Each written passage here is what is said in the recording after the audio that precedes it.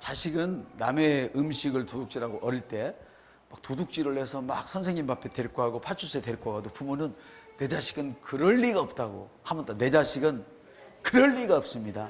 그 경찰서장 앞에서 무릎 꿇고, 아들 같은 경찰서장 앞에서도 무릎 꿇고, 우리 자식은 그런 자식이 아니라고 아들을 편을 들어요. 왜 그럴까요? 사랑하니까, 자식을 믿으니까. 하나님이 우리를 얼마나 믿어주셨냐면 죄인 되었을 때조차도 믿어주셔서 당신이 십자가에서 나를 위해 죽었어요. 옆 사람한테 주님이 나를 위해서 죽으셨습니다. 나를 사랑해서 죽어주셨습니다. 나를 믿어주셨습니다. 그래서 오늘도 주님은 여러분을 믿고 계세요. 저와 여러분을. 그리고 우리 교회를 믿고 있어요. 할렐루야. 세계에 이 복음을 전파할 줄 굳게 믿고 계세요. 할렐루야. 오늘 성찬을 했습니다마는 성찬식은 주님이 오시는 날까지 주님의 죽으심을 기념하는 것인데 단순한 죽음이 아니죠. 하나님에 대한 충성심이었죠. 주님이 죽으신 것은. 할렐루야. 주님이 보내셨으니까. 그리고 우리에게는 우리에 대한 사랑의 증거였죠. 할렐루야. 그래서 우리가 주님의 떡과 잔을 마실 때마다 하나님께로는 우리가 믿음의 충성을 다해야 될 것이며, 아멘. 또 우리 성도들에게는 사랑으로 대할 것이고, 믿음이 연약한 사람, 부족한 사람의 모든 연약함을 먼저 된 여러분이, 강한 여러분이 감당해야 되는 거예요. 주님이 여러분을 감당하셨던 것처럼. 한번 따라합시다. 주님이 나를 감당하신 것처럼 나도 형제의 부족함을 감당합니다. 자매의 부족함을 감당합니다. 아멘. 이런 믿음을 갖고 나면, 이런 놀라운 역사적 사실을 알고 나면 시험에 들 일이 없단 말이에요. 나는 목사님한테 시험 들어서 교회를 끊었어요. 나는 장로님한테 시험 들어서 끊었어요. 나는 우리 주일학교 선생님 때문에 시험에 의해서 교회를 끊었어요. 이런 소리는 어린이들이 하는 소리. 어린이들이 시장에 가서 사탕을 한 가마니 사서 먹자고 하는 어린이들이에요. 엄마는 절대 그 말 안 들어줘요. 왜? 사탕을 한 가마니 먹으면 애가 죽습니까? 삽니까? 죽는단 말이에요. 그래서 아이가 싫어지면 밥을 지어서 주지요. 할렐루야. 그러니까 여러분은 어른이란 말이죠. 한번 더 나는 어른입니다. 그러므로 어른들은 절대로 시험에 들 수가 없어. 도리어 연약한 사람들이 헛짓을 하면 내가 그걸 감당해 주는 거예요. 그래서 그 사람들은 기도를 안 할지라도 여러분이 기도를 해줘야 되고, 할렐루야. 그 사람은 자기 자신을 또 주님 나라 위해서 아무것도 안 할지라도 먼저 된 여러분들이, 강한 여러분들이 그 책임을 져주는 거예요. 이게 바로 성찬의 의미란 말이죠. 아멘. 여러분들은 깊고 깊도다. 할렐루야. 그래서 아침에 기도에 대해서 말씀을 드렸는데 잠시 복습을 하면, 기도란 그런 것입니다. 우리나라 사람들은 꼭 기도하고 나서 예수님의 이름으로 기도했습니다. 그 소리를 빼면 저 사람 신앙이 이상하다, 그렇게 얘기를 해요. 그런데 예수님의 이름으로 기도했으면 반드시 응답이 돼야 되는데 예수님의 이름으로 기도했는데 왜 응답이 없느냐 이 말이죠. 그러면 그거는 잘못된 기도였던 것이죠. 예수님의 이름으로 기도했다는 뜻은 우리가 모든 기도 끝에 예수님의 이름으로 도장을 찍는 그런 의미가 아니죠. 예수님의 이름에는 능력이 있습니다. 할렐루야. 하늘과 땅의 모든 권세가 총망라되어진 능력이 예수님의 이름 안에 있습니다. 그래서 우리가 예수님의 이름으로 기도했다는 것은 예수님의 권세로 기도했다. 할렐루야. 예수님의 능력으로 기도했다. 이런 말과 똑같은 것입니다.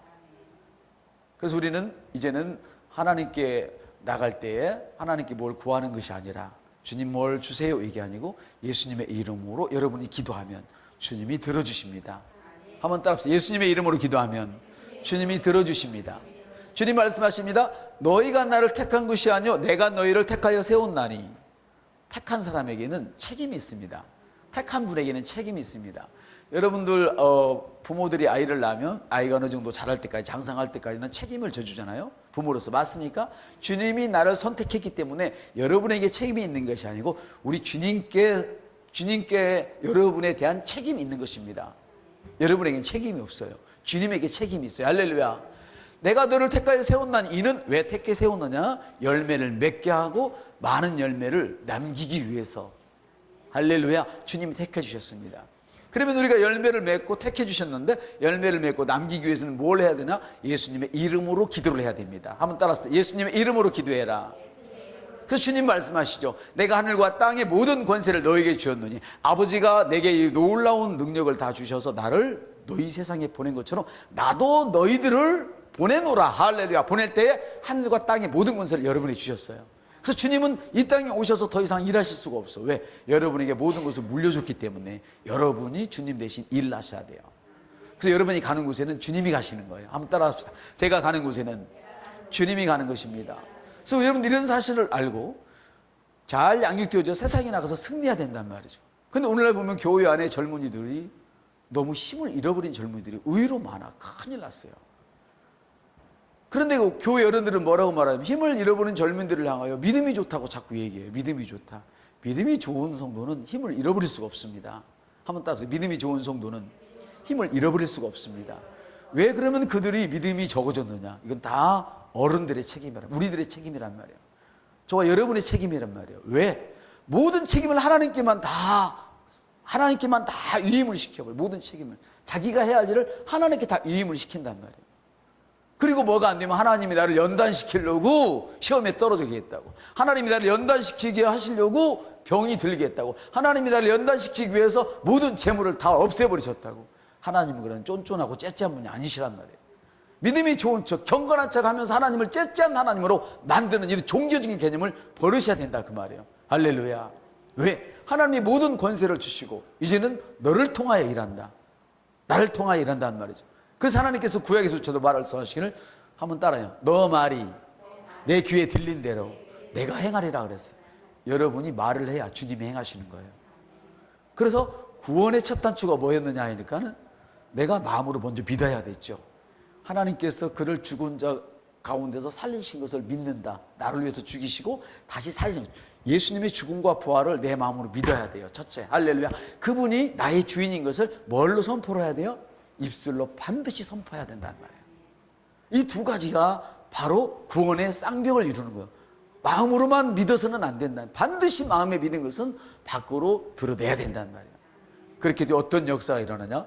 여호수아 1장 8절에 이 말씀을, 이 율법책 말씀을 주야로 묵상해, 밤이나 낮이나 묵상하여 하가하란 말이에요. 마치 젖소가 지푸라기를 밤새껏 씹어먹었다 뱉었다 위를 4개 가지고 삼켰다 뱉었다 이렇게 하는 것처럼, 소화시키면 아침에는 하얀 젖이 나오는 것처럼 여러분이 하나님 말씀을 지속적으로 묵상하고 선포할 때에 여러분에게 육체적인 이 보이는 세상의 것으로 영에 있는 것이 출현된다 이 말이죠. 아멘. 그래서 아침 제가 말씀드리기를 하나님의 말씀은 뭐냐, 뭘 믿는 것이냐, 말씀을 믿는 것인데 그냥 단어를 믿는 게 아니라 그 말씀이 말하는 의미, 즉 그림을 믿어야 된다고 그랬죠. 제가 만일에 병든 자에게 손은 즉 나으리라. 할렐루야. 제가 다리가 나빠서 절룩거리고 있다면 내가 내 다리는 고쳐질지어다. 할렐루야. 자, 고쳐주옵소서. 고쳐질지어다 해놓고는 계속해서 내가 말은 고쳐진다. 주님이 십자가에 달리심으로 맞으심으로 채찍에 맞으심 내 나음을 입었다고 말은 하지만 나은 그림을 보지를 못해. 계속 절룩거리는 그림을 본단 말이에요. 그러면 이 다리는 영원히 낫지 않습니다. 근데 그림을 본다는 것은 뭐냐? 내가 완전히 나아서 뛰어가는 모습을 내 상상 속에서 보는 거예요. 믿음으로. 할렐루야. 내가 10번을 떨어졌지만 이제 11번째는 된다. 할렐루야. 내 인생에 실패란 없다. 이런 그림을 그리는 거예요. 믿음의 그림. 할렐루야. 그리고 그걸 믿었을 때 보이지 않는 것, 영의 세계 것이 바로 이 땅에 쏟아지게 되는 것이죠. 그래서 히브리서 보니까 믿음은 바라는 것들의 실제요.